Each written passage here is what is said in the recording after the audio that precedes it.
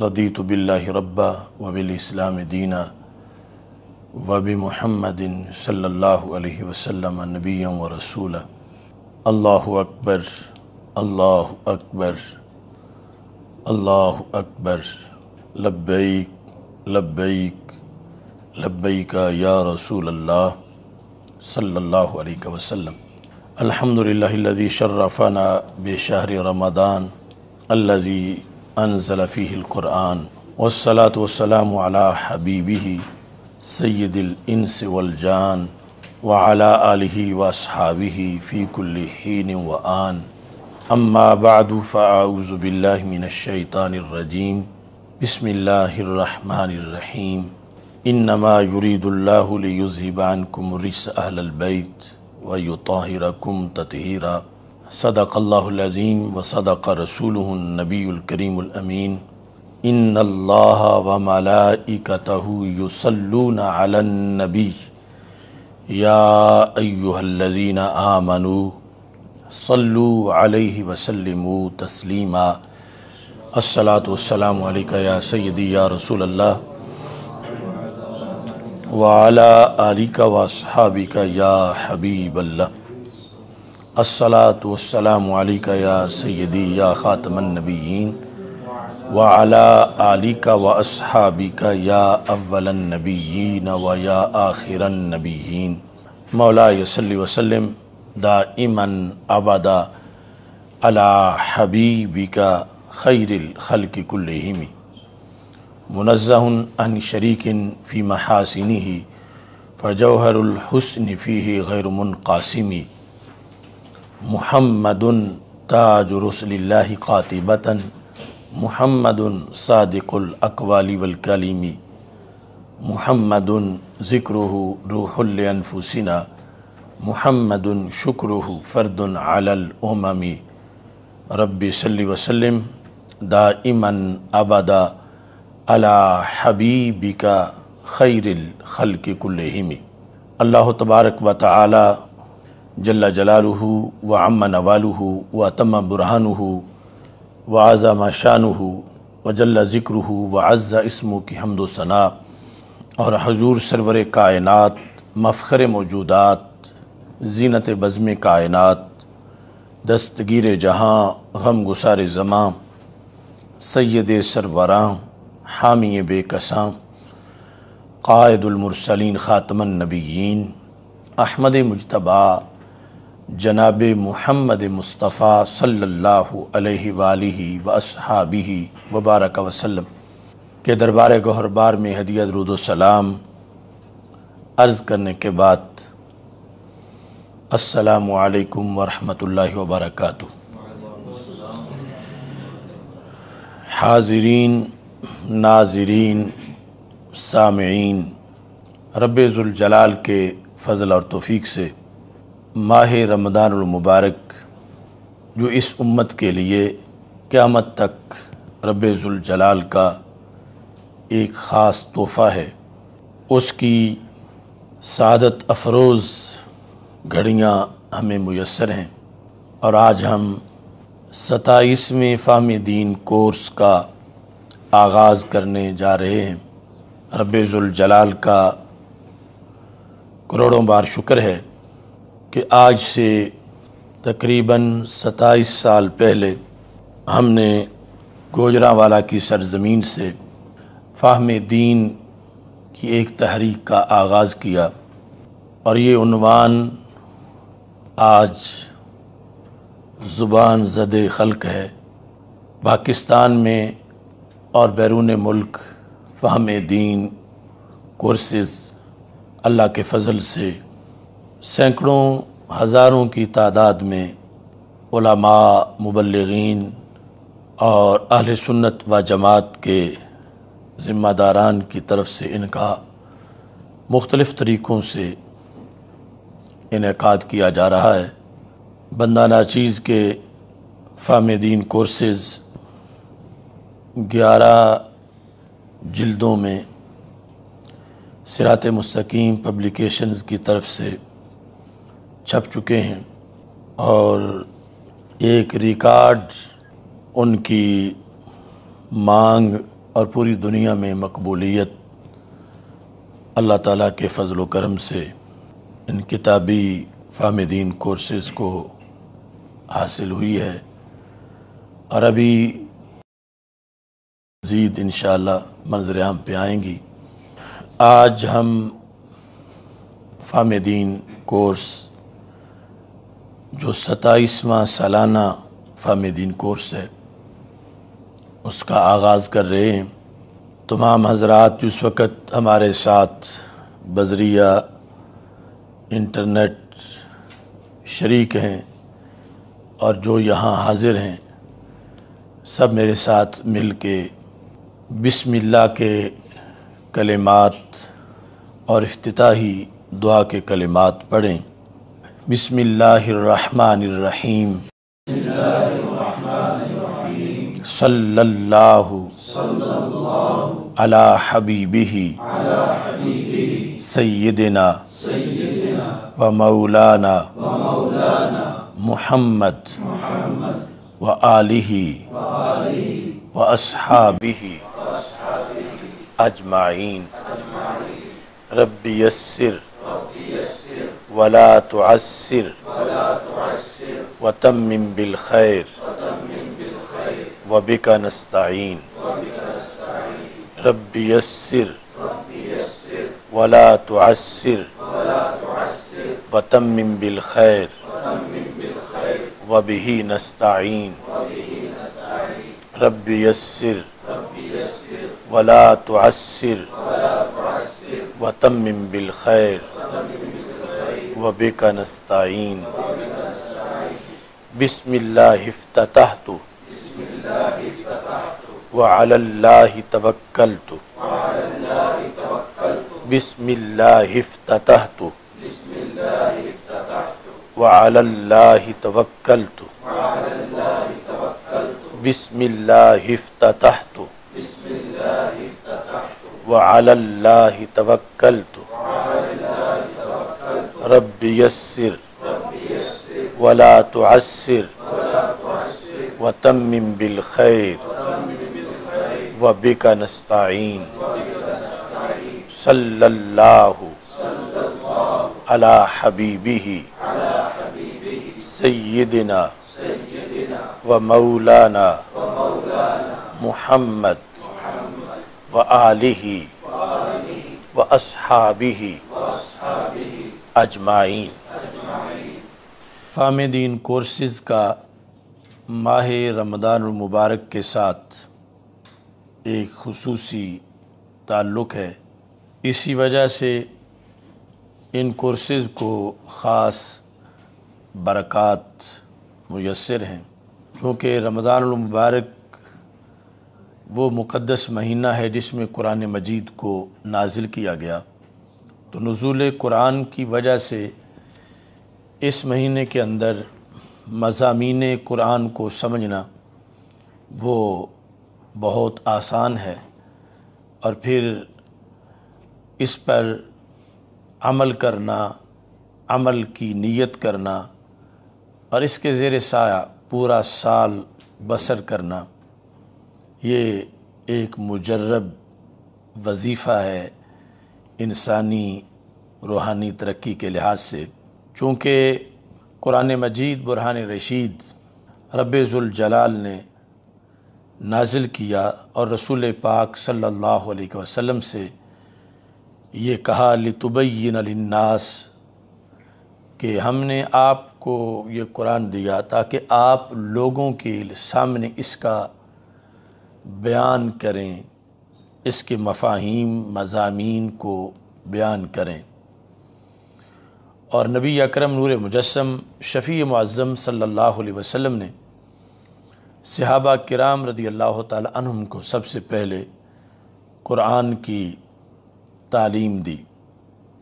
اللہ کی طرف سے یہ تھا اذا قرأناہ فاتبع قرآنہ ثم ان علینا بیانہ، کہ اے محبوب صلی اللہ علیہ وسلم جب ہم پڑھتے ہیں تو آپ اس قرات کی پیروی کریں، پھر ہمارے ذمہ کرم پر ہے بیان قرآن۔ تو رسول پاک صلی اللہ علیہ وسلم اگرچہ خود بھی عربی زبان میں وہ مہارت رکھتے تھے جو اور کسی کو میسر نہیں، لیکن اس کے باوجود رب ذوالجلال نے آپ کے لیے قرآن بیان کیا جو نزول قرآن کے علاوہ ایک علیحدہ سٹیپ ہے۔ اور پھر صحابہ کرام رضی اللہ تعالیٰ عنہم اگرچہ ان کی بھی مادری زبان عربی تھی، لیکن رسول پاک صلی اللہ علیہ وسلم نے صحابہ کرام رضی اللہ تعالیٰ عنہ کے سامنے پھر قرآن کو بیان کیا۔ اس بنیاد پر بیان قرآن کا یہ سلسلہ شروع سے متوارث اور متواتر آ رہا ہے، اور رمضان المبارک کے ساتھ اس کا خصوصی طور پر تعلق ہے۔ اور نبی اکرم صلی اللہ علیہ وسلم جب رمضان المبارک میں قرآن کی تلاوت فرماتے تھے اور جبریل علیہ السلام سے دور کرتے تھے، تو بخاری شریف میں حدیث ہے کہ نبی اکرم صلی اللہ علیہ وسلم کی طبیعت مبارک اس وقت ہواؤں سے بھی زیادہ سخاوت کرنے والی ہوتی تھی، اگرچہ آپ ویسے ہی اس قدر سخی ہیں کہ بخاری شریف کی حدیث ہے کہ نبی اکرم صلی اللہ علیہ وسلم نے رب ذوالجلال کے بارے میں یہ ارشاد فرمایا کہ رب ذوالجلال سب سے زیادہ جود کرنے والا ہے، اور اللہ کے بعد نبی اکرم صلی اللہ علیہ وسلم فرماتے ہیں کہ سب سے زیادہ میں جود کرنے والا ہوں۔ تو اس بنیاد پر رمضان کے علاوہ بھی نبی اکرم صلی اللہ علیہ وسلم کے جود کا کوئی کنارہ نہیں تھا ہماری سوچ کے لحاظ سے، لیکن رمضان میں مزید اس جود کے اندر ترقی آ جاتی تھی۔ بخاری شریف میں ہے، سرکار فرماتی اللہ اجود جودا، سب سے بڑھ کے جود رب ذوالجلال کا ہے، ثم انا اجود بنی آدم، اور اللہ کے بعد رب ذوالجلال کے بعد بنی آدم نسل انسانی میں سب سے زیادہ جود میرا ہے۔ وَأَجْوَدُ مِن بَعْدِ رَجُلٌ عَالِمَ عِلْمًا فَنَشَرَهُ، میرے بعد یعنی مقام نبوت کے بعد سب سے زیادہ جود اس شخص کا ہے کہ جس نے قرآن سنت کا علم حاصل کیا اور پھر اس علم کو ساری زندگی آگے لوگوں تک پہنچایا۔ تو اس بنیاد پر نبی اکرم نور مجسم شفیع معظم صلی اللہ علیہ وسلم نے علم قرآن اور جود کو آپس میں ملا دیا اور یہ واضح کر دیا کہ دنیا کا کوئی بادشاہ، کوئی حاتم طائی، کوئی بڑے سے بڑا نواب لوگوں کو وہ کچھ عطا نہیں کر سکتا جو کہ دین کا ایک حقیقی مبلغ لوگوں کو عطا کر سکتا ہے۔ رسول پاک صلی اللہ علیہ وسلم کا تو مقام و مرتبہ وراء الورا ہے، لیکن آپ نے اپنے بعد فرمایا وَأَجْوَدُ مِن بَعْدِ رَجُلٌ عَالِمَ عِلْمًا فَنَشَرَهُ، کہ میرے بعد سب سے بڑا جود والا وہ ہے عالم علمًا فنشرہ، کہ جس نے قرآن و سنت کا علم حاصل کیا اور پھر قرآن و سنت کے علم کو آگے تقسیم کیا۔ تو اس بنیاد پر قرآن مجید برہان رشید کا پیغام نسل انسانی تک پہنچانا، یہ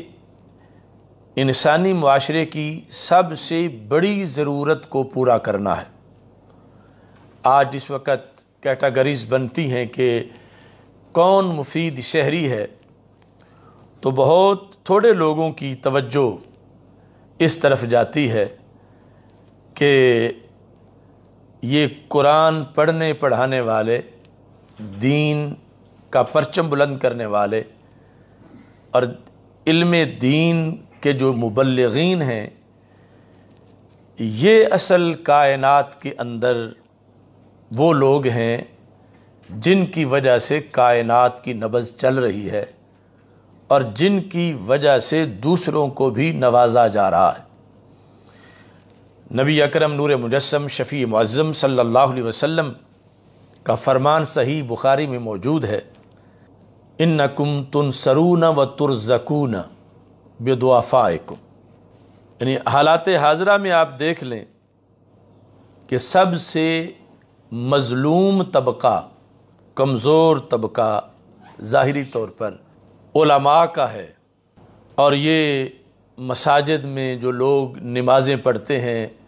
ان کو کوئی حیثیت نہیں دی جا رہی حکمران طبقے کی طرف سے اور لبرل لوگوں کی طرف سے، اور وہ یہ سمجھتے ہیں کہ شاید ہم شیلٹر ہیں کہ یہ پاکستان کا نظام ہماری وجہ سے چل رہا ہے، جبکہ بخاری میں حل تنصرون و ترزقون الا بضعفائکم کہ سرکار فرماتے ہیں کہ تمہاری مدد جو کی جاتی ہے دنیا میں زندہ رہنے والوں، اور جو تمہیں رزق دیا جاتا ہے یہ تمہارا زور بازو نہیں ہے، بلکہ یہ زمین پر ایک طبقہ ہے رب جن کے صدقے تمہیں بھی کھلا پلا رہا ہے، اگر وہ نہ ہوتے تو تجھے قحط کا سامنا ہوتا۔ حل تنصرون و ترزقون الا بضعفائکم، صرف جو تم میں سے اہل دین ہیں ان کا صدقہ ہے کہ رب تمہاری مدد کر رہا ہے، ان کی وجہ سے رب ذوالجلال تمہیں نواز رہا ہے۔ مثلا آج ٹیکنالوجی تو امریکہ کے پاس زیادہ ہے، اور اسباب ظاہری دولت یہ برطانیہ، فرانس، اٹلی، امریکہ ان کے پاس زیادہ ہیں، مگر جب کرونا وائرس کا حملہ ہوا تو پاکستان کے اندر ان ممالک کے مقابلے میں اس وائرس کی وجہ سے جو نقصان ہوا معاذ اللہ یا جو بھی پھیلاؤ ہوا تو وہ ان کے مقابلے میں بالکل تھوڑا سا ہے۔ تو یہ کس وجہ سے ہے؟ ٹیکنالوجی تو وہاں تیز ہے، اسباب وہاں زیادہ ہیں، تو ہمیں ہمارے آقا صلی اللہ علیہ وسلم فرما رہے ہیں حل تنصرون و ترزقون الا بضعفائکم، کہ تم میں سے اس وقت جو زندہ لوگ ہیں دین پر عمل کرنے والے کہ جنہیں کسی کھاتے میں شمار ہی نہیں کیا جا رہا، تو سرکار فرماتے ہیں اصل یہ معزز طبقہ ہے کہ جنہیں تم اپنے لحاظ سے کسی کھاتے میں شمار ہی نہیں کر رہے، لیکن اللہ ان کی وجہ سے تمہیں رزق دے رہا ہے اور ان کی وجہ سے تمہاری مدد کی جا رہی ہے۔ تنصرون و ترزقون الا بضعفائکم۔ تو ہمارے معاشرے کی جو کجی ہے اس کو صحیح کرنے کے لحاظ سے اس حدیث شریف کو بھی جو بار بار سیاح میں آئی ہے ہمیں آج پیش نظر رکھنا چاہیے کہ ضعفاء وہ طبقہ ہے جو اہل ایمان ہیں اور کٹر مذہبی ہیں، صحیح العقیدہ ہیں، اور وہ لومات لائم کی کوئی پرواہ نہیں کرتے، انہیں کوئی ملامت کرے، انہیں کوئی گالیاں نکالے، انہیں کوئی تنگ کرے، وہ اس کی کوئی پرواہ نہیں کرتے۔ یہ وجہ ہے کہ آج بھی ریشہ ہستی کے اندر نم موجود ہے، دم عارف نسیم صبح و دم ہے، اسی سے ریشہ ہستی میں نم ہے، یعنی ان کی وجہ سے کائنات کی نبض چل رہی ہے۔ اگر یہ طبقہ نہ ہو تو قیامت برپا ہو جائے۔ اللہ کا فضل و کرم ہے، ہمیں یہ دعویٰ نہیں کہ ہم بعین ہی وہ لوگ ہیں، مگر ہمیں یہ یقین ہے کہ جنہیں ضعفاء کہہ کر رسول اکرم صلی اللہ علیہ وسلم نے اس دور میں بیان کیا، اللہ کے فضل سے ہم ان کے راستے پر ہیں اور انہی کا پیغام آج حالات کی ناہمواریوں کے باوجود اللہ کے فضل سے دے رہے ہیں، اور یہ فہم دین کورسز، یہ تبلیغ اسی کا ایک سلسلہ ہے جو رسول پاک صلی اللہ علیہ وسلم نے رمضان المبارک میں نزول قرآن کی وجہ سے ان کی برکات کو بیان کیا، اور یہ برکات پھر صرف محض پڑھنا پڑھانا ہی نہیں بلکہ اس پر معیشت کا مدار ہے، اس پر انسانی نظام کا مدار ہے، یعنی یہ یہاں بھی ہے۔ اور اگر آج امریکہ کی زمین پھٹ نہیں گئی یا برطانیہ میں آج زلزلہ نہیں آ گیا تو وہ بھی سہارا وہاں پر جو اہل اسلام ہیں ان کی وجہ سے ہے۔ تو پوری کائنات کے اندر یہ نظام اللہ کی قدرت سے چل رہا ہے، اور اللہ کے رسول صلی اللہ علیہ وسلم نے یہ واضح کر دیا کہ دوسرے لوگ اپنا یہ گمان اپنے ذہنوں سے نکال دیں کہ ان کے پیسے سے نظام چل رہا ہے یا ان کی ٹیکنالوجی سے چل رہا ہے، تو یہ نظام رب ذوالجلال کی امر کن سے چل رہا ہے، اور امر کن کے ترجمان حضرت محمد مصطفیٰ صلی اللہ علیہ وسلم ہیں۔ اور آپ نے یہ واضح فرما دیا کہ هل تنصرون وترزقون الا بدعافائکم، اور اسے کہتے ہیں کہ یہ جو اسلام کے امور ہیں یہ وراء الورا ہیں، یعنی ویسے تو مدد ہوتی ہے طاقتوروں کی وجہ سے، لیکن یہاں کمزوروں کی وجہ سے مدد ہو رہی ہے، اور یہاں جو ہے وہ کمزوروں کی وجہ سے رزق دیا جا رہا ہے، ضعفاء۔ اور ضعفاء کے لفظ میں چونکہ ہم اردو زبان میں یہ سمجھتے ہیں کہ شاید یعنی جو ہمارا محاورہ ہے کہ ضعیف کسی کا ہونا جو ہے اس کے لیے بوڑھا ہونا بھی ضروری ہے، جبکہ عربی زبان میں ضعیف کا لفظ جو ہے وہ یہ ہے کہ جو مظلوم اور محروم طبقہ ہے، جنہیں حکمران اور دنیا دار کوئی ویلیو نہیں دے رہے، ان کے دین پر عمل کرنے کی وجہ سے وہ سارے جو ہیں وہ ضعفاء ہیں، کہ جن کو رسول پاک صلی اللہ علیہ وسلم نے معیشت کی ریڑھ کی ہڈی قرار دیا ہے، اور کہا کہ جو بھی جس کو کھانے پینے کو ملتا ہے وہ انہی کے صدقے سے ملتا ہے، انہی کی وجہ سے فصلیں پکتی ہیں، اناج آتا ہے، باغوں پہ پھل لگتا ہے، پکتا ہے، وہ اسی بنیاد پر آگے کائنات کے اندر ایک نکھار جو ہے وہ موجود ہے۔ تو آج فہم دین کورس کے پہلے سبق میں حضرت سیدہ طیبہ طاہرہ فاطمہ الزہراء رضی اللہ تعالی عنہا کے فضائل و کمالات سے ہم 27ویں فہم دین کورس کا آغاز کر رہے ہیں۔ ویسے انشاءاللہ یہ جو جمعہ المبارک آ رہا ہے اس میں خاتون جنت رضی اللہ تعالی عنہ کانفرنس کا انعقاد کیا جائے گا، اور فہم دین کا ابتدائی سبق بھی انہی کے عظیم مقام و مرتبہ کے بیان کے لحاظ سے یہ آغاز کیا جا رہا ہے۔ قرآن مجید برہان رشید میں اہل البیت کہہ کر رب ذوالجلال نے جن نفوس قدسیہ کا تذکرہ کیا اور ان کی عظمت کو واضح کیا، سیدہ فاطمہ الزہراء رضی اللہ تعالی عنہا ان میں منفرد مقام و مرتبہ رکھتی ہیں۔ اس سلسلہ میں نبی اکرم نور مجسم شفیع معظم صلی اللہ علیہ وسلم کے متعدد فرامین جو امت تک پہنچے، تو حضرت سیدہ عائشہ صدیقہ رضی اللہ تعالی عنہا کے ذریعے سے امت تک پہنچے، اور یہ بات بھی بڑی قابل غور ہے کہ ایک طبقہ جو حضرت سیدہ عائشہ صدیقہ رضی اللہ تعالی عنہا اور حضرت سیدہ فاطمہ الزہراء رضی اللہ تعالی عنہا یعنی ان کو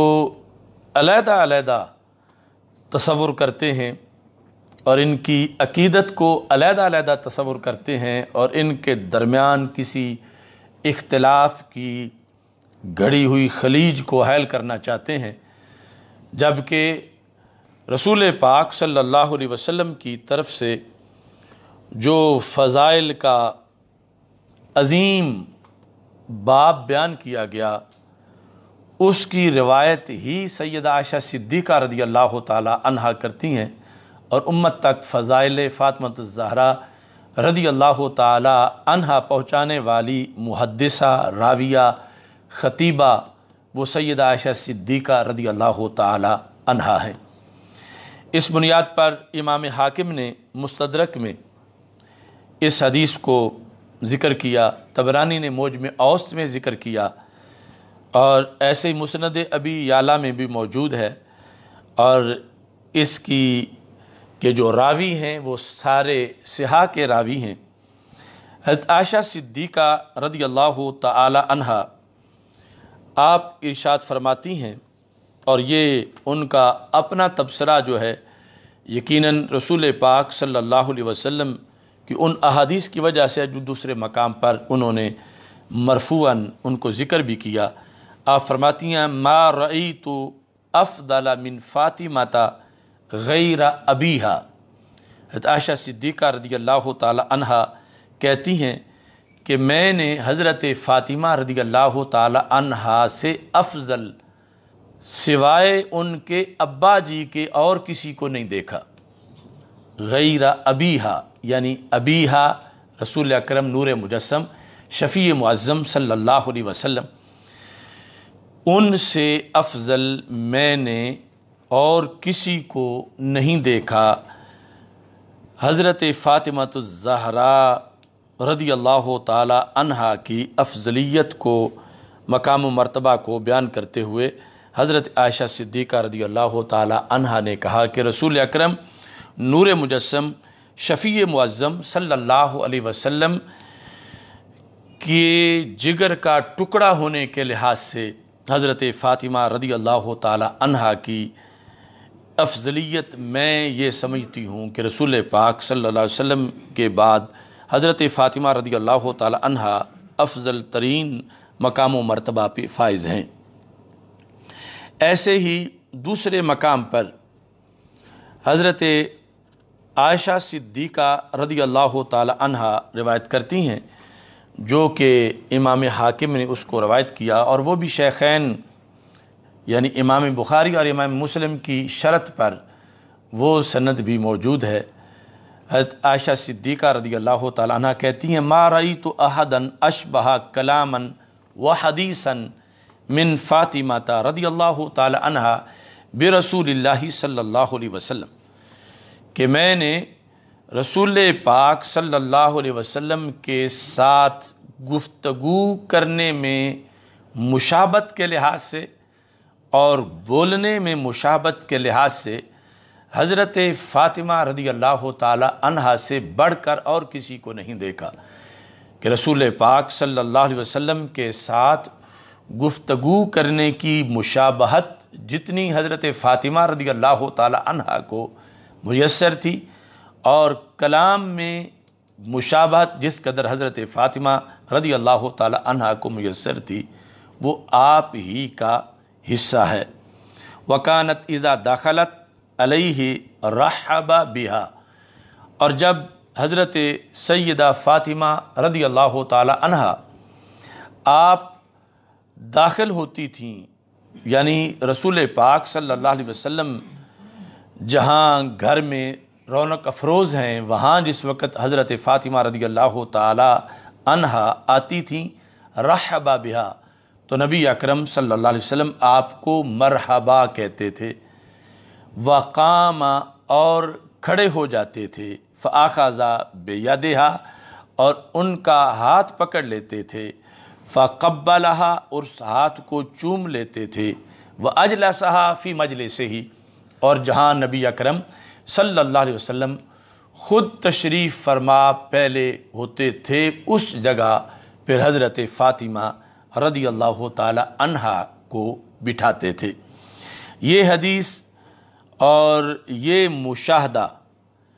اور یہ گواہی حضرت فاطمہ رضی اللہ تعالی عنہا کے فضائل پر جو اگر امت تک پہنچی ہے تو وہ بھی حضرت عائشہ صدیقہ رضی اللہ تعالی عنہا کے ذریعے سے پہنچی ہے۔ اگر ان نفوس قدسیہ میں آپس میں کوئی حسد یا بغض کا کوئی معاملہ ہوتا معاذ اللہ جس طرح کے روافض نے گھڑا ہوا ہے،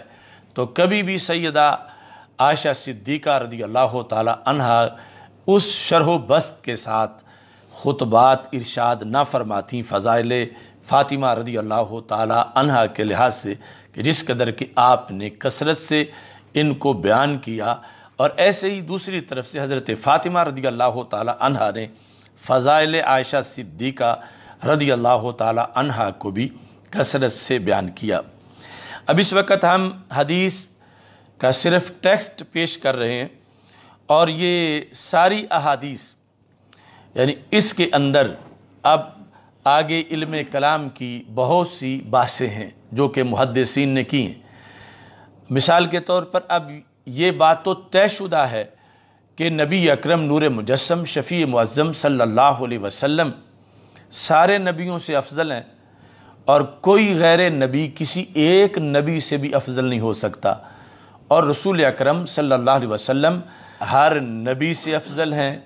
پھر نبیوں سے رسول افضل ہوتے ہیں تو آپ ہر رسول سے افضل ہیں، رسولوں میں اولو العزم رسول افضل ہیں، تو رسول پاک صلی اللہ علیہ وسلم اولو العزم رسولوں میں بھی سب سے افضل ہیں۔ اور آپ کا حضرت فاطمہ رضی اللہ تعالی عنہا کے لیے اٹھ کے کھڑا ہونا اور انہیں اپنی جگہ بٹھانا، اب یہاں سے روافض جو ہیں ان کی بھٹکی ہوئی سوچ اس طرح کے عقائد اخذ کرتی ہے کہ کسی غیر نبی کا نبی سے افضل ہونا، اور پھر نبیوں کے نبی سے افضل ہونا، اس طرح کی چیزیں وہ اخذ کرنے کی کوشش کرتے ہیں، جبکہ رسول پاک صلی اللہ علیہ وسلم کا یہ کھڑا ہونا یقیناً ثابت ہے، اور یہ فضیلت فاطمہ رضی اللہ تعالی عنہا بھی یقیناً ہے، لیکن اس کا یہ مطلب نہیں کہ جب سرکار ان کے لیے کھڑے ہوئے تو وہ سرکار سے افضل ہیں۔ یہ رسول پاک صلی اللہ علیہ وسلم کی طرف سے حد درجہ شفقت ہے اور حد درجہ پیار ہے، اور سنت بنایا آپ نے اپنی امت کے لیے کہ اس طرح والدین اپنی بیٹیوں کے سر پہ دست شفقت رکھیں اور ان کے لیے اہتمام کریں، اور یہ سارا اس کا ایک حصہ ہے۔ تو اس بنیاد پر جس طرح پہلی حدیث جو ہے وہ بیان کی، اب اس میں امت کا یہ اتفاقی عقیدہ ہے کہ انبیاء علیہ السلام کے بعد اس امت میں فضیلت سب سے بڑھ کر حضرت سیدنا صدیق اکبر رضی اللہ تعالی عنہ کی ہے، اور اس طرح پھر علی سبیل ترتیب خلفائے راشدین کی جو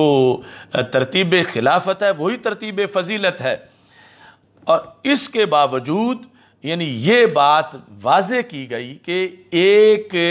جو رسول اللہ صلی اللہ علیہ وسلم کے دل میں بحیثیت ذریت اور آگے ان کے ذریعے سرکار کی آل کا جو فیض آگے کائنات میں تقسیم ہونا ہے، تو نبی اکرم صلی اللہ علیہ وسلم نے ان کے لیے اپنی اس محبت کا اس قدر اظہار کیا کہ دیکھنے والوں کو وہ فضیلت کی شکل میں باب نظر آیا، اور یہ کنجوسی نہیں کی حضرت عائشہ صدیقہ رضی اللہ تعالیٰ عنہ نے، اسے بیان کیا۔ لیکن اگلی حدیث ابھی آئے گی کہ جب تقابل حضرت مولا علی رضی اللہ تعالیٰ عنہ اور حضرت فاطمہ رضی اللہ تعالیٰ عنہا کے لحاظ سے سرکار کے دربار میں کروایا گیا، تو نبی اکرم صلی اللہ علیہ وسلم نے وہاں جو الفاظ ارشاد فرمائے وہ علم کلام میں ہمارے لیے مشعل راہ ہیں، اور انہی کے زیر سایہ پھر امت کے اگلے فیصلے بھی موجود ہیں۔ اب حضرت علی رضی اللہ تعالیٰ عنہ کو ہم درجہ چہارم یعنی خلافت میں خلیفہ چہارم مانتے ہوئے فضیلت میں چوتھے نمبر پر مانتے ہیں، اور دوسری طرف سے اگر روافض ان کو پہلے نمبر پہ مانتے ہیں تو پھر حضرت فاطمہ رضی اللہ تعالی عنہا کو پہلے نمبر پہ کیوں نہیں مانتے؟ ان پر حضرت مولا علی رضی اللہ تعالیٰ عنہ کو کس لحاظ سے فضیلت دیتے ہیں، جبکہ یہاں عائشہ صدیقہ رضی اللہ تعالیٰ عنہ فرما رہی ہیں کہ میں نے سوائے ان کے ابا جی کے اور کسی کو ان سے افضل نہیں دیکھا، حضرت فاطمہ رضی اللہ تعالیٰ عنہ کی فضیلت کو بیان کرتے ہوئے۔ تو اس سے یہ پتہ چلتا ہے کہ نبی اکرم صلی اللہ علیہ وسلم کی طرف سے وجوہ فضیلت کئی تھے، اور علی الاطلاق جو افضلیت ہے وہ حضرت صدیق اکبر رضی اللہ تعالی عنہ کی ہے، اور اس کے علاوہ بعض وجوہ کے لحاظ سے جو فضیلت کا اہتمام ہے وہ رسول پاک صلی اللہ علیہ وسلم نے مختلف مواقع پر مختلف شخصیات کے لیے کیا ہے۔ اسی سلسلہ میں وہ حدیث میں ابھی آپ کے سامنے بیان کرتا ہوں کہ جب نبی اکرم نور مجسم شفیع معظم صلی اللہ علیہ وسلم کے سامنے حضرت فاطمہ رضی اللہ تعالی عنہا نے خود ہی یہ سوال رکھا اور آپ نے اس کا جواب دیا۔ اس سے پہلے حضرت عائشہ صدیقہ رضی اللہ تعالی عنہا سے ایک دوسری حدیث ہے جو جامع ترمذی میں موجود ہے۔ اس میں حضرت جمیع بن عمیر وہ کہتے ہیں دخلت مع عمتی علی عائشہ رضی اللہ تعالی عنہا کہ میں اپنی پھوپھی کے ہمراہ حضرت عائشہ صدیقہ رضی اللہ تعالی عنہا کے پاس گیا، یعنی بچپن میں۔ فسئلت، تو حضرت عائشہ صدیقہ رضی اللہ تعالی عنہا سے سوال کیا گیا، ای الناس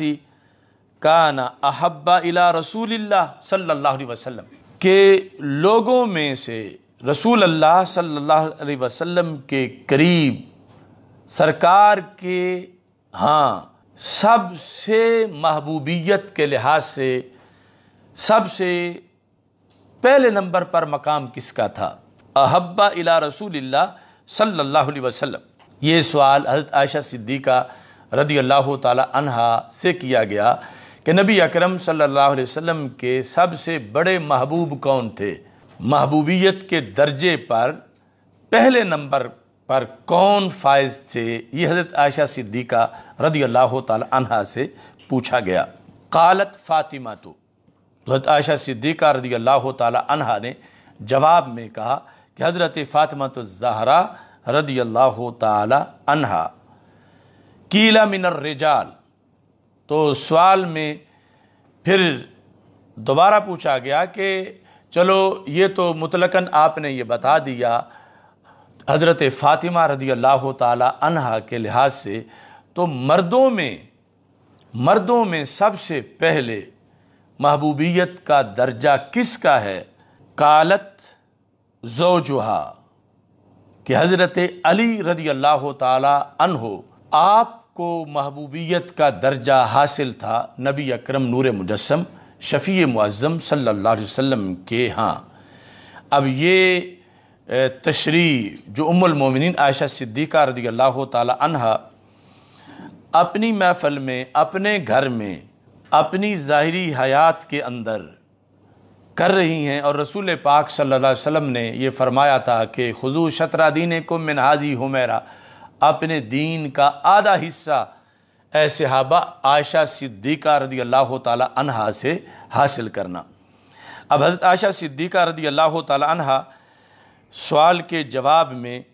ایک بار حضرت فاطمہ رضی اللہ تعالی عنہا کا ذکر کر رہی ہیں، اور دوسری بار حضرت مولا علی رضی اللہ تعالی عنہ کا ذکر کر رہی ہیں، اور ساتھ کہتی ہیں انہ کان ما علمت صواما قواما او قواما، جتنا میں جانتی ہوں حضرت مولا علی رضی اللہ تعالی عنہ بہت بڑے صوام تھے، یعنی یہ مبالغہ ہے صوم کے لحاظ سے کہ بہت زیادہ قیام کرنے والے تھے اور بہت زیادہ روزہ رکھنے والے تھے۔ تو آپ نے یہ جو جواب دیا، جامع ترمذی کے اندر یہ حدیث شریف موجود ہے، اور نبی اکرم نور مجسم شفیع معظم صلی اللہ علیہ وسلم کی تعلیمات کے خلاصے کے طور پر حضرت عائشہ صدیقہ رضی اللہ تعالی عنہا اس کا تذکرہ فرما رہی ہیں۔ نبی اکرم نور مجسم شفیع معظم صلی اللہ علیہ وسلم سے جو خود سوال کیا حضرت فاطمہ رضی اللہ تعالی عنہا نے، وہ بھی طبرانی میں ہے اور اس کے رجال بھی صحیح ہیں، اور حضرت عبداللہ بن عباس رضی اللہ تعالیٰ عنہ اس کے راوی ہیں۔ کہتے ہیں داخل رسول اللہ صلی اللہ علیہ وسلم علی علی و فاطمہ تا، کہ رسول اکرم صلی اللہ علیہ وسلم حضرت مولا علی رضی اللہ تعالی عنہ اور سیدہ فاطمہ الزہرا رضی اللہ تعالی عنہا ان دونوں کے پاس تشریف لے گئے۔ یعنی ظاہر ہے کہ اس کا جو پس منظر ہے کہ جو حضرت فاطمہ رضی اللہ تعالی عنہا کا گھر ہے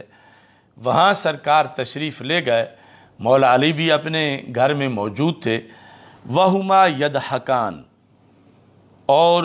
دونوں یعنی حضرت مولا علی اور حضرت سیدہ فاطمہ رضی اللہ تعالی عنہما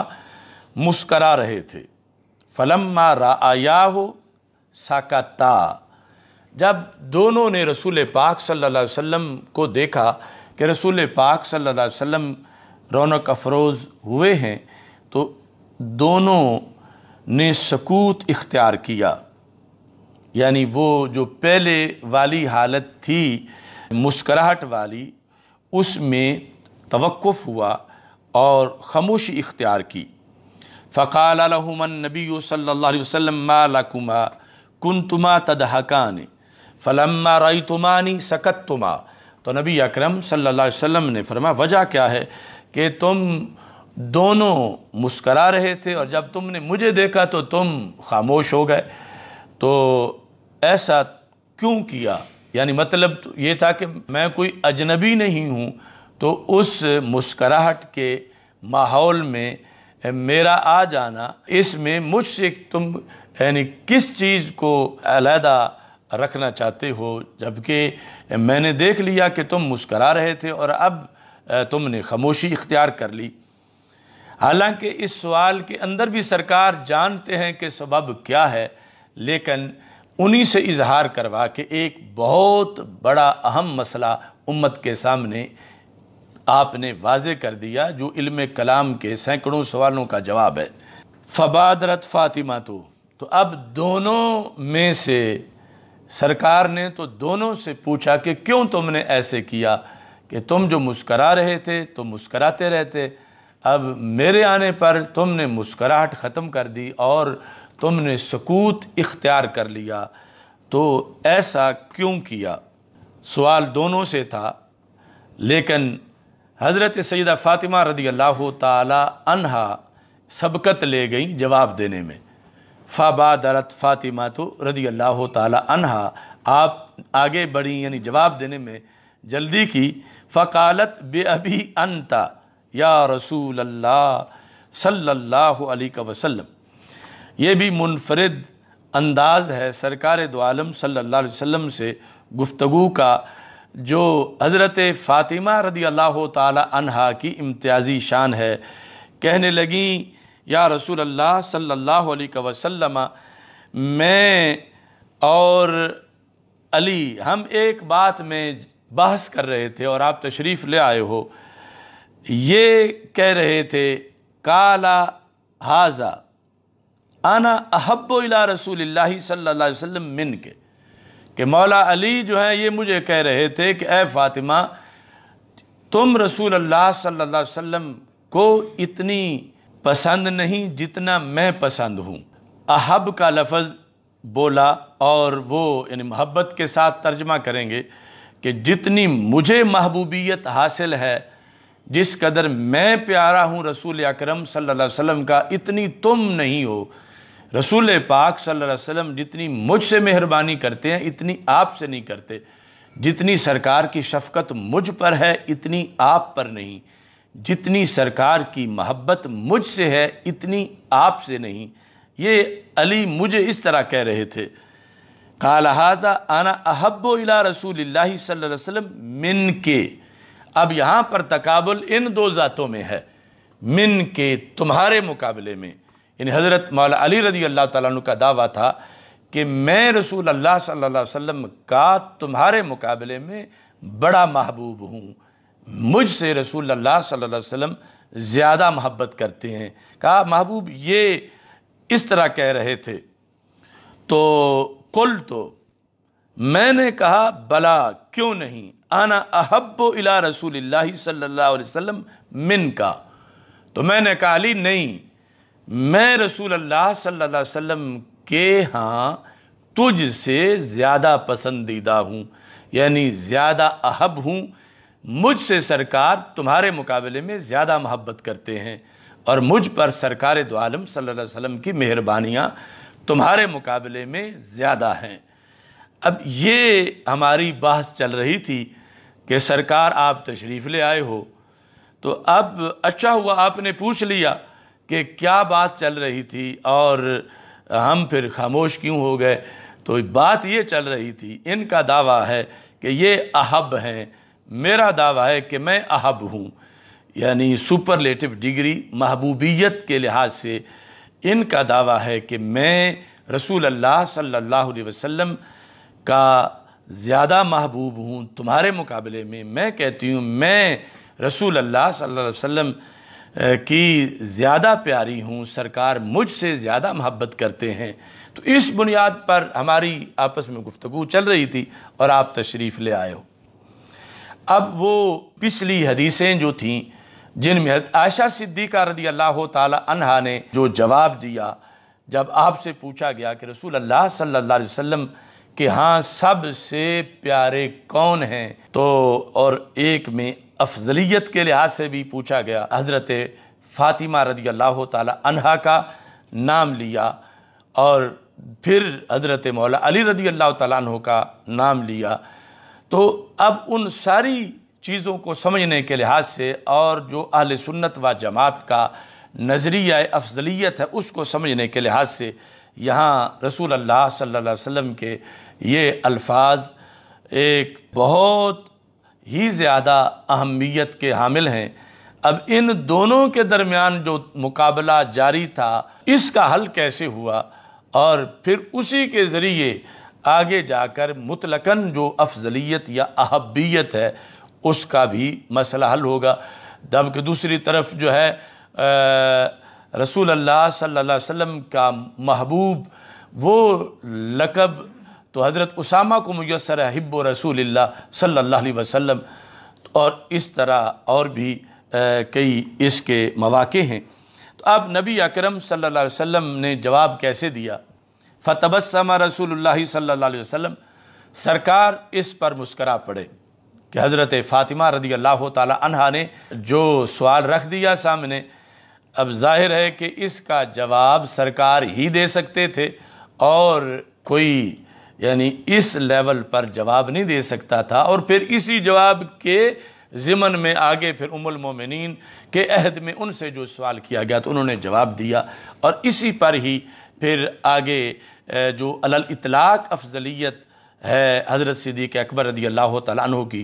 اس کو بھی سمجھا جا سکتا ہے۔ تو نبی اکرم صلی اللہ علیہ وسلم نے محبت کی دو قسمیں بنائیں، اور دونوں قسموں کے لحاظ سے دونوں کو ہی پہلا نمبر عطا کر دیا۔ محبت کی دو قسمیں بنا کر آپ نے فرمایا یا بنی لک رقۃ الولد وعلی اعز علی منک، دونوں کو ہی رسول اکرم صلی اللہ علیہ وسلم نے نوازا اور فرمایا یا بنی، یہ تصغیر کا صیغہ پیار کے لیے تھا، میری بچڑی حضرت فاطمہ رضی اللہ تعالی عنہا کو تصغیر کے صیغے کے ساتھ ذکر کیا اظہار محبت کے لیے۔ فرمایا لک رقۃ الولد، یعنی بحیثیت ولد کے، بحیثیت اولاد ہونے کے جو میرے دل میں نرمی کا جذبہ آپ کے لیے ہے وہ علی کے لیے نہیں ہے۔ لک رقۃ الولد، ولد کے لحاظ سے جو رقت ہے میرے دل کے اندر، یعنی یہاں محبت اور رقت اس کو مترادف بنا کے بیان کیا، یعنی محبت کی جو دو قسمیں بنائیں، یا آگے علماء کو جواب دینے کا جو طریقہ دیا مختلف دیگر مسائل کے اندر، کہ ایک ہے محبت بمعنی رقت قلب، رقت الولد، اور دوسری ہے محبت بمعنی عزت۔ فرمایا جہاں تک محبت بمعنی رقت الولد ہے کہ ولد کے لحاظ سے جو والد کے دل میں جذبہ محبت ہوتا ہے، تو اس لحاظ سے پہلا نمبر تمہارا ہے کہ تم زیادہ احب ہو مجھے مولا علی رضی اللہ تعالیٰ عنہ کے مقابلے میں۔ اور جہاں تک وَعَلِيٌّ أَعَزُّ عَلَيَّ مِنْكَ، محبت جو عزت کے معنی میں ہے اس کے لحاظ سے علی رضی اللہ تعالیٰ عنہ کا درجہ تمہارے مقابلے میں میرے نزدیک بڑا ہے، یعنی محبت میں دونوں کو ہی اولیت حاصل ہے، دونوں ہی میرے نزدیک احب ہو، لیکن قسمیں جدا جدا ہیں۔ رقت ولد کے لحاظ سے تمہارا پہلا نمبر ہے، ان کا نہیں۔ اور محبت بمانا عزت کے لحاظ سے علی کا پہلا نمبر ہے، تمہارا نہیں۔ اب یہاں ایک گھر کے اندر دو عظیم ذاتوں کا مسئلہ حل کرتے ہوئے نبی اکرم نور مجسم شفیع معظم صلی اللہ علیہ وسلم نے جو دستور عطا کیا، اہل سنت و جماعت علم کلام میں اسی دستور پر قائم ہیں، اور اسی بنیاد پر یعنی یہاں خلاصہ کیا نکلا؟ محبت کے لحاظ سے محبوبیت جزوی طور پر، افضلیت جزوی طور پر، یا محبت کی اقسام بیان کر کے نبی اکرم نور مجسم شفیع معظم صلی اللہ علیہ وسلم نے ذکر کیا۔ اور یہ دربار ایسا نہیں ہے کہ جہاں معاذ اللہ خوشامد کی جاتی ہو یا ٹالنا مقصد ہو، بلکہ رسول اکرم صلی اللہ علیہ وسلم عرش کا فیصلہ سنا رہے تھے، اور دو قسمیں بیان کر کے دونوں کی جس جس حیثیت سے اولیت تھی اس کو بیان کر دیا، اور اس سے یہ واضح کیا کہ ادھر جو امت میں افضلیت کی تقسیم کے اندر خلیفہ چہارم ہونے کی وجہ سے چوتھے نمبر پر ہیں، تو یہاں خود اس گھر کے اندر یعنی جب دو عظیم شخصیات کا آپس میں تقابل کیا جا رہا ہے تو وہاں پر دونوں کا ہی پہلا نمبر ہے، اور وہ جہتیں جدا جدا ہیں۔ تو اس سے جہات بنانا اور الاطلاق افضلیت جس پر ان دونوں کی گواہی بھی موجود ہے کہ حضرت مولا علی رضی اللہ تعالیٰ عنہ بھی اس انداز میں گواہی دیتے ہیں کہ جس نے مجھے حضرت صدیق اکبر رضی اللہ تعالیٰ عنہ سے افضل قرار دیا، میں اس کو 80 کوڑے ماروں گا۔ اب یہ سب کچھ جانتے ہوئے جس وقت وہ قول کر رہے ہیں تو ظاہر ہے کہ ان کے سامنے یہ حدیث بھی ہے، اور جس جہت میں یہاں افضلیت ہے وہ بھی ان کے سامنے موجود ہے۔ تو اس بنیاد پر اہل سنت و جماعت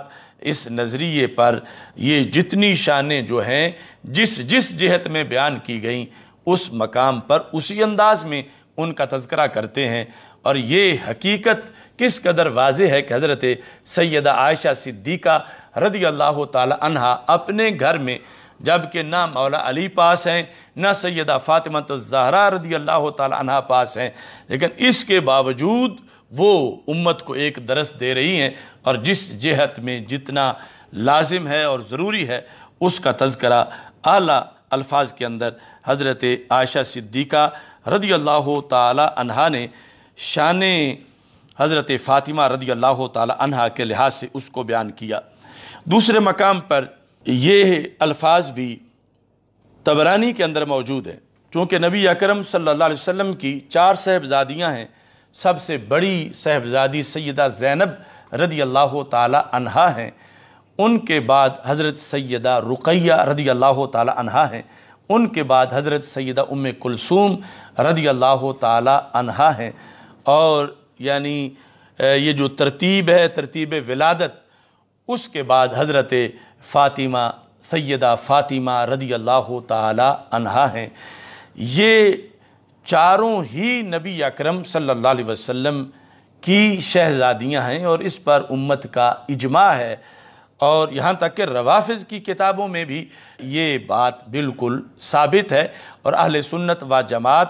ان سب کو خراج تحسین پیش کرتے ہیں، سب کی عقیدت کا پرچم لہرائے ہوئے ہیں، سب کے فضائل کے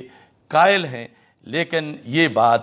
اہل سنت و جماعت کے ہاں بھی بالکل طے شدہ ہے کہ حضرت سیدہ فاطمہ رضی اللہ تعالی عنہا کی نسبت سے نبی اکرم صلی اللہ علیہ وسلم کی نسل پاک آگے چلی، اور آپ کے فضائل جو ہیں وہ منفرد درجے کے ہیں دیگر شہزادیوں میں بھی۔ اور رسول پاک صلی اللہ علیہ وسلم سے یہ ذکر کرتے ہوئے صحابہ کرام رضی اللہ تعالیٰ عنہ نے بارہا یہ کہا کانت فاطمہ تو اصغر ولد رسول اللہ صلی اللہ علیہ وسلم وَأَحَبَّهُنَّ إِلَيْهِ، کہ سیدہ فاطمہ رضی اللہ تعالی عنہا رسول پاک صلی اللہ علیہ وسلم کی اولاد میں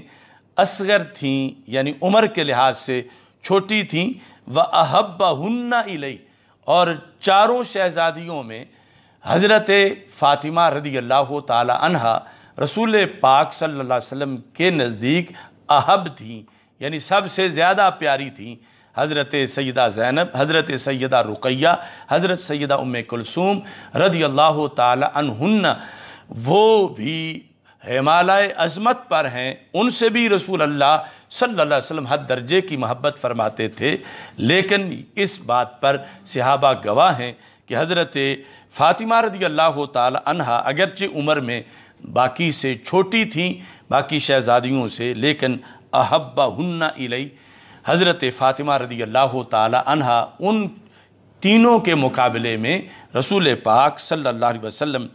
کے نزدیک زیادہ پیاری تھیں، جس کو بار بار مختلف صحابہ کرام رضی اللہ تعالی عنہم کی طرف سے ذکر کیا گیا۔ اب یہاں پر ساتھ مسند فاطمہ رضی اللہ تعالی عنہا سے بھی ایک حدیث شریف میں ذکر کرنا چاہتا ہوں۔ مسند سیدہ فاطمہ رضی اللہ تعالی عنہا، اس میں اور اس سے پہلے کہ حضرت فاطمہ رضی اللہ تعالی عنہا کے بارے میں نبی اکرم صلی اللہ علیہ وسلم نے یہ الفاظ بھی ارشاد فرمائے، فاطمہ تو بدعتم منی، سیدہ فاطمہ میرا ٹکڑا ہیں، اور یہاں پر یہ ارشاد فرمایا کہ انساب قیامت کے دن منقطع ہو جائیں گے سوائے میرے نسب کے، کہ یہ قیامت کے دن بھی منقطع نہیں ہوگا، اور اس نسب کا فائدہ قیامت کے دن بھی ظاہر ہوگا۔ اور نبی اکرم صلی اللہ علیہ وسلم سے حضرت حذیفہ بن یمان رضی اللہ تعالیٰ عنہ کہتے ہیں، نازل ملک من السماء، آسمان سے ایک فرشتے کا نزول ہوا، فاستأذن اللہ ان یسلم علیہ، اس فرشتے نے رب سے اذن مانگا کہ وہ مجھے سلام کہے، یعنی فرشتہ سرکار فرماتے ہیں مجھے سلام کرنے آیا، فبشرنی، اور اس نے مجھے یہ بشارت دی، ان فاطمہ سیدۃ نساء اہل الجنہ، کہ حضرت فاطمہ رضی اللہ تعالی عنہا اہل جنت کی نساء، یعنی جنتی خواتین کی سردار ہیں۔ امام جلال الدین سیوطی رحمۃ اللہ علیہ نے ایک کتاب اس انداز میں بھی لکھی جس کا نام ہے مسند فاطمہ الزہرا رضی اللہ تعالی عنہا۔ اس میں حضرت فاطمہ رضی اللہ تعالی عنہا کی سند سے جو حدیث امت تک پہنچی وہ ساری انہوں نے اکٹھی کی، اور اس کے علاوہ جو ان کے فضائل میں احادیث نبی اکرم صلی اللہ علیہ وسلم سے آئیں اس کا بھی انہوں نے اس میں ذکر کیا۔ اس سے ایک حدیث شریف ذکر کر کے میں اپنی گفتگو کو سمیٹ رہا ہوں۔ سب سے پہلے نمبر پر جو حدیث انہوں نے ذکر کی، جو کہ مختلف محدثین نے مثال کے طور پر طبرانی معجم کبیر میں اس کو بھی ذکر کیا گیا، مستدرک میں، مسند امام احمد بن حنبل میں بھی اس کو ذکر کیا گیا، وہ یہ ہے کہ حضرت ابو ثعلبہ خوشنی رضی اللہ تعالیٰ عنہ کہتے ہیں کہ قادم رسول اللہ صلی اللہ علیہ وسلم فی غزات لہ، نبی اکرم صلی اللہ علیہ وسلم ایک غزوہ سے واپس تشریف لائے، فداخل المسجد فصلی فیہ رکعتین، تو آپ مسجد میں داخل ہوئے اور اس میں 2 رکعتیں ادا کیں، یعنی مسجد سے مرادہ مسجد نبوی شریف۔ تو کان یعجبہ سے یہ بیان کرتے ہیں کہ رسول پاک صلی اللہ علیہ وسلم کا مطلقاً یہ دستور تھا کہ آپ کا طریقہ مبارک یہ تھا کہ جب بھی کسی غزوہ سے تشریف لاتے تھے تو پہلا کام یہ تھا کہ مسجد نبوی شریف میں 2 رکعت ادا کرتے تھے۔ یسنی بفاطمہ رضی اللہ تعالی عنہا، دوسرے نمبر پر یہ کام تھا کہ حضرت سیدہ فاطمہ رضی اللہ تعالی عنہا کے گھر میں تشریف لے جاتے تھے۔ ثم یاتی ازواجہ، تیسرے نمبر پہ پھر ازواج مطہرات کے جو حجرے تھے وہاں تشریف لے جاتے تھے، یعنی یہ آپ کا ہر سفر کے بعد واپسی پر طریقہ کار تھا۔ فقادم من سفرہ مرتن، تو ایک مرتبہ جب رسول پاک صلی اللہ علیہ وسلم سفر سے واپس آئے، فاتا فاطمہ رضی اللہ تعالی عنہا، تو حضرت فاطمہ رضی اللہ تعالی عنہا کے پاس آپ رونق افروز ہوئے۔ فبادا بہا قبل بیوت ازواجہ، تو اب ازواج مطہرات کے گھروں میں جانے سے پہلے حضرت فاطمہ رضی اللہ تعالی عنہا کے گھر میں تشریف لے گئے، جو اب بھی یعنی جو مقصورہ شریف ہے مسجد نبوی شریف میں، یعنی اس مقصورہ شریف کے اندر مواجہ شریف کی طرف حجرہ عائشہ صدیقہ رضی اللہ تعالی عنہا ہے، اور اس کے جو جانب مقابل ہے وہ بیت فاطمہ رضی اللہ تعالی عنہا ہے، جس طرف آگے پھر صفہ کا چبوترا ہے۔ تو فاستقبلتہ علی باب البیت فاطمہ، تو سیدہ فاطمہ رضی اللہ تعالی عنہا نے نبی اکرم صلی اللہ علیہ وسلم نے گھر کے دروازے پر استقبال کیا، یعنی جب سرکار داخل ہو رہے تھے تو اندر سے اٹھ کے دروازے کے اندر آ کر کھڑی ہو گئیں حضرت فاطمہ رضی اللہ تعالی عنہا۔ فجعلت تقبل وجہہ،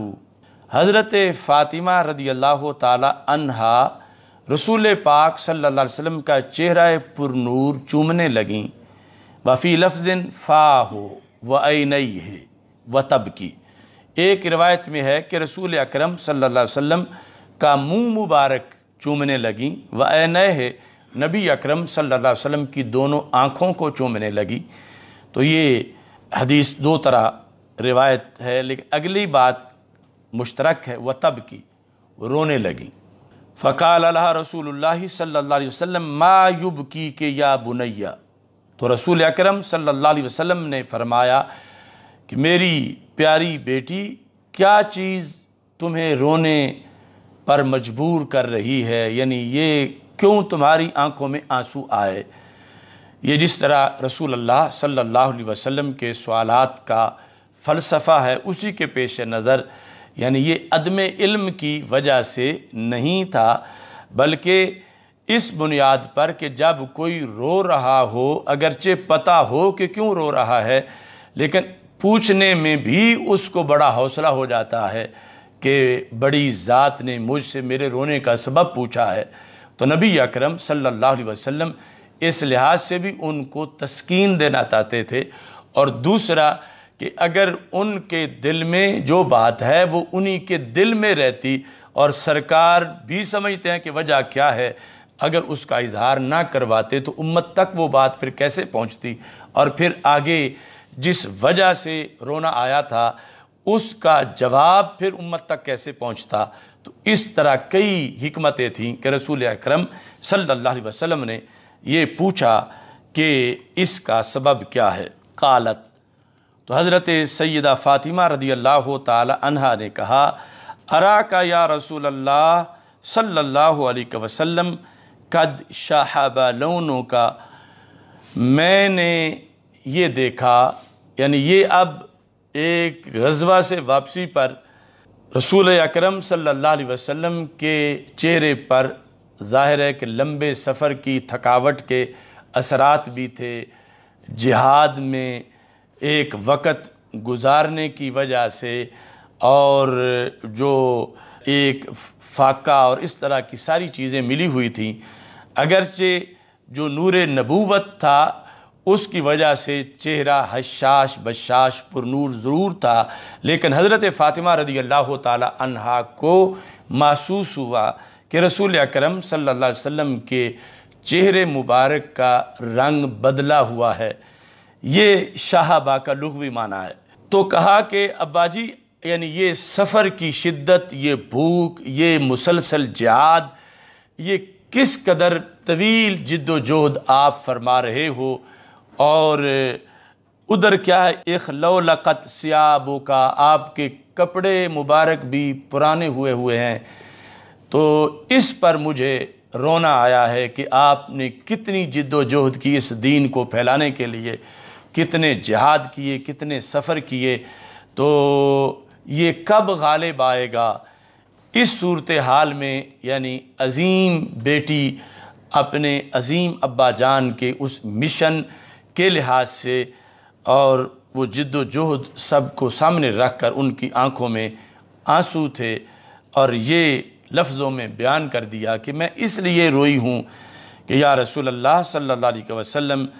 یہ کب جا کر کار نبوت تکمیل کو پہنچے گا اور یہ دین دنیا کے آخری کنارے تک کیسے پہنچے گا؟ یعنی اس قدر آپ کو اس کے لیے مشقت اٹھانی پڑ رہی ہے۔ تو رسول اکرم صلی اللہ علیہ وسلم نے انہیں جواب دیا، فقال لها رسول اللہ صلی اللہ علیہ وسلم یا فاطمہ تو لا تبکی۔ تو نبی اکرم صلی اللہ علیہ وسلم نے فرمایا، اے فاطمہ آپ آنسو مت بہائیں۔ اب یہ واضح ہوگا کہ سوال کیوں پوچھا، کہ لوگوں کو سوال کا پتہ چلے اور پھر جواب کا پتہ چلے، اور سوال کے اظہار سے پتہ چلے کہ حضرت سیدہ فاطمہ رضی اللہ تعالی عنہا کی سوچ کتنی عالمگیر سوچ تھی، غلبہ اسلام کے لیے انہیں کتنی تڑپ تھی، اور کس طرح ان کے مزاج میں اسلام کی فتوحات اور اسلام کا جھنڈا بلند ہونے کے لحاظ سے تحریک تھی کہ قیامت تک جو دختران اسلام ہیں وہ یہ سوچیں کہ وہ شہزادی کے کائنات کے تخت و تاج جن کی گرد راہ میں ہیں، وہ دین کے لیے اس قدر جذبہ رکھتی ہیں، اور پھر وہ پیکر پرنور جو عرش سے بھی افضل ہے، نبی اکرم نور مجسم شفیع معظم صلی اللہ علیہ وسلم، اس دین کے لیے کتنی بھوک برداشت کر رہے ہیں، فقر اختیاری، اور کس قدر جد و جہد، اور مقصد اسلام کا جو غلبہ ہے یہ کتنا اہم مقصد ہے کہ دنیا بھر کی دختران اسلام جو ہیں وہ اسے ہر وقت پیش نظر رکھیں اور اس پر اپنے تمام آرام اور سہولتیں جو ہیں وہ قربان کریں کہ سیدہ فاطمہ رضی اللہ تعالی عنہا اس دین کے غلبہ کی کس قدر علمبردار تھیں۔ تو پھر ان سے عقیدت رکھنے والی دختران اسلام اور عقیدت رکھنے والے فرزندان اسلام، ان کا کام کس طرح دین کی جد و جہد کا ہونا چاہیے۔ یعنی آج جو ایک طبقہ محض بھنگوں کے گھوٹے لگا کر اور اس طرح کی چیزوں کو سامنے لا کر وہ عقیدت فاطمہ رضی اللہ تعالی عنہا کا اظہار کرنا چاہتے ہیں اور اس طرح ان کی محبت کا ورثہ اپنی طرف سے شو کرنا چاہتے ہیں، جبکہ ان کا نقطہ نظر کیا ہے اور ان کی وراثت کیا ہے اور ان کی جد و جہد کیا ہے، جو حضرت سیدہ فاطمہ رضی اللہ تعالی عنہا نے اپنے آنسوؤں کے ضمن میں جس کو بیان کیا۔ تو نبی اکرم نور مجسم شفیع معظم صلی اللہ علیہ وسلم کا یہ جواب، آپ نے فرمایا یا فاطمہ تو لا تبکی، اے فاطمہ رضی اللہ تعالی عنہ کے آپ آنسو نہ بہائیں، فإن اللہ بعث اباک علی امر، بے شک اللہ نے آپ کے ابا جی کو وہ دین دے کر بھیجا ہے۔ یہ آج بھی ہم سب کے لیے ایک سہارا ہے۔ حضرت فاطمہ رضی اللہ تعالی عنہا کا یہ سوال اور سرکار دو عالم صلی اللہ علیہ وسلم کا یہ جواب ہم سب کے لیے ان حالات میں بھی سہارا ہے کہ سرکار دو عالم صلی اللہ علیہ وسلم نے واضح طور پر ارشاد فرما دیا، یا فاطمہ تو لا تبکی فإن اللہ بعث اباک علی امر، تو تمہارے ابا جی کو اللہ نے وہ دین دے کر بھیجا ہے جو غالب آ کے رہے گا۔ کیسے؟ لا یبقى علی ظہر الارض بیت مدر ولا وبر ولا شعر الا ادخلہ اللہ بہ، اس پوری کائنات پر ہر گھر میں تیرے ابا جی کا دین داخل ہوگا۔ یعنی یہ دلاسا رسول اللہ صلی اللہ علیہ وسلم نے حضرت فاطمہ رضی اللہ تعالی عنہا کو دیا، اور یہ سب سے بڑا سہارا تھا، سب سے بڑی تسلی تھی، اور سیدہ کے آنسوؤں کی سب سے بڑی قیمت تھی کہ نبی اکرم صلی اللہ علیہ وسلم نے فرمایا لا یبقى علی ظہر الارض، زمین کی پشت پہ نہیں بچے گا کوئی گھر، کون کون سا؟ بیت و مدر، مٹی کا بنا ہوا، یعنی وہ کچی مٹی جو ڈھیلوں سے اور اسی سے پھر آگے پکی اینٹیں، ولا وبر، اون کا بنا ہوا کوئی خیمہ، ولا شعر، بالوں کا بنا ہوا کوئی گھر، الا ادخلہ اللہ بہ، مگر اللہ اس میں تیرے ابا جی کے دین کو داخل کرے گا۔ یعنی پوری کائنات میں ہر جگہ تیرے ابا جی کے دین کا جھنڈا لہرائے گا۔ یعنی اس دین کی تبلیغ، قرآن و سنت کی ترویج اور سنت کا احیاء اور رسم و رواج اور فیشن کے مقابلے میں رسول پاک صلی اللہ علیہ وسلم کی شریعت کا جھنڈا لہرانا، یہ تمنا ہے سیدہ فاطمہ رضی اللہ تعالی عنہا کی، اور یہ سرکار نے انہیں خوش کرنے کے لیے حقیقت ان کو سنا دی۔ یہ مبلغ ہے ان کی چاہتوں کا کہ نہ وہ درہم مانگ رہی ہیں، نہ دینار مانگ رہی ہیں، روئی ہیں تو دین کی سربلندی کے لیے روئی ہیں، روئی ہیں تو اس بات پر کہ یہ اسلام غالب کب آئے گا، کس طریقے سے آئے گا۔ اور نبی اکرم صلی اللہ علیہ وسلم نے اپنی بیٹی کو یہ بتا کر اپنی امت کو یہ واضح کر دیا کہ کسی باپ کا اپنی بیٹی کے لیے سب سے بڑا تحفہ یہ ہے کہ وہ اسے اس دین کے غلبہ کی جد و جہد میں لگا دے، اور اس پر اس یقین سے لگے کہ دنیا کی کوئی طاقت اس دین کا رستہ نہیں روک سکتی، کیونکہ رسول اکرم نور مجسم شفیع معظم صلی اللہ علیہ وسلم دو ٹوک الفاظ میں یہ فرما چکے ہیں۔ اور حضرت فاطمہ رضی اللہ تعالی عنہا نے یہ لفظ سرکار سے مانگ کے لیے ہیں، اپنے آنسو بہا کر نبی اکرم صلی اللہ علیہ وسلم سے یہ گارنٹی حاصل کی ہے کہ سرکار دو عالم صلی اللہ علیہ وسلم نے یہ ارشاد فرمایا، جو دوسرے مقام پر آپ نے فرمایا کہ بے عز عزیز اور بے ذل ذلیل، دو ہی صورتیں ہیں، یا تو ہر گھر والا میرے دین کا پیغام پہنچنے پر فوراً دین کو قبول کر لے گا تو اب اس کی عزت کے ذریعے میرا دین داخل ہو جائے گا، اور اگر وہ رکاوٹ بنے گا تو پھر اسے ذلیل کر کے بھی میرا دین وہاں داخل ہو جائے گا۔ یعنی دونوں صورتوں کے اندر میرا دین جو ہے وہ پہنچ کے رہے گا۔ کہاں تک جائے گا؟ فرمایا حتی یبلغ حیث بلغ اللیل،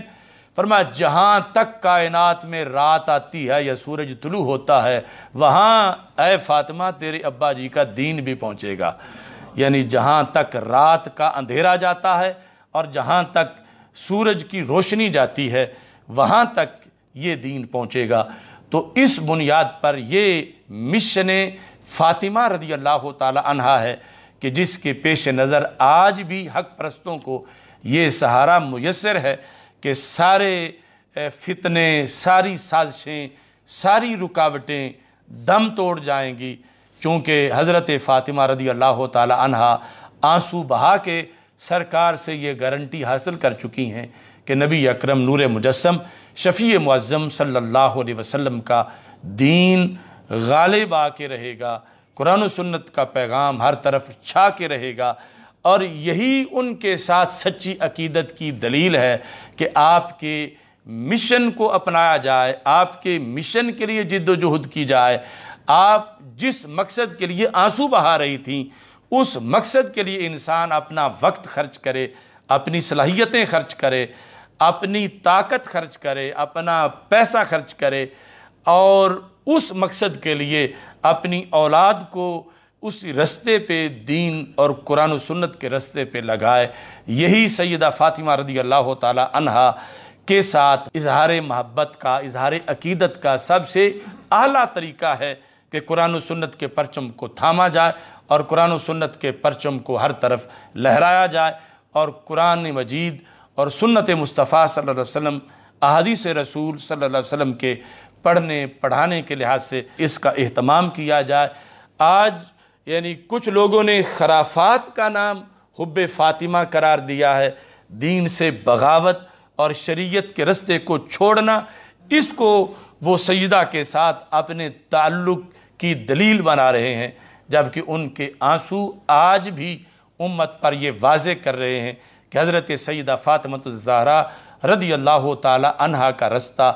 قرآن کا رستہ ہے، حدیث کا رستہ ہے، شریعت کا رستہ ہے، سنت کا رستہ ہے، اور وہ رستہ یقیناً اہل سنت و جماعت کے پاس ہے۔ اور اسی بنیاد پر آج پوری دنیا میں اہل سنت و جماعت حضرت سیدہ فاطمہ الزہرا رضی اللہ تعالی عنہا کو سلام عقیدت پیش کر رہے ہیں۔ اللہ تعالی ہم سب کا حامی و ناصر ہو، اور سیدہ فاطمہ الزہرا رضی اللہ تعالی عنہا کے صدقے اللہ تمام امت مسلمہ کی بیٹیوں کو، دختران اسلام کو شرم و حیا کی مزید دولت عطا فرمائے، اور سب کو چادر سیدہ زہرا اور حجاب سیدہ زہرا رضی اللہ تعالی عنہا پر پہرہ دینے کی توفیق عطا فرمائے۔ وآخر دعوایا ان الحمد للہ رب العالمین۔ الحمد للہ رب العالمین والعاقبۃ للمتقین والصلاة والسلام علی رسولہ الکریم۔ اللہم احفظنا بالاسلام قائمین واحفظنا بالاسلام قاعدین واحفظنا بالاسلام راقدین ولا تشمت بنا الاعداء والحاسدین۔ یا قاضی الحاجات اقض حاجاتنا، یا شافی الامراض اشف مرضانا، یا دافع البلیات ادفع عنا شر الظالمین والفاسقین۔ خدایا بحق کے بنی فاطمہ کے برقول ایماں کنی خاتمہ، اگر دعوتم رد کنی ور قبول، منو دست و دامان آل رسول۔ لی خمسۃ اطفی بیا حر الوباء الحاتمہ، المصطفیٰ والمرتضیٰ وابناہما والفاطمہ رضی اللہ تعالی عنہ، وصلی اللہ تعالی علی حبیبہ خیر خلقہ سیدنا و مولانا محمد وآلہ وسلم۔